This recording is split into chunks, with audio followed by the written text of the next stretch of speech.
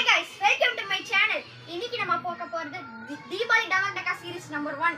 இந்த சீரிஸ்ல நம்ம பார்க்க போறது வேற எதுவும் இல்ல. தீபாவளின்னு சொன்னாலே எல்லார் வீட்லயும் வருது ஒண்ணே தான் ஸ்வீட்ஸ் மட்டும்தான். இன்னைக்கு எங்க வீட்ல செஞ்சிருக்க ஸ்வீட்ஸ் பத்தி தான் நாங்க பார்க்க போறோம். நம்பர் 1 வந்து இது லட்டு செஞ்சிருக்கோம். நீங்களே என்ன பார்க்கலாம், இது லட்டு. நெக்ஸ்ட் வந்து நேத்து நான் ஈவினிங்கே இந்த மைசூர் பாக் முடிச்சிட்டோம்.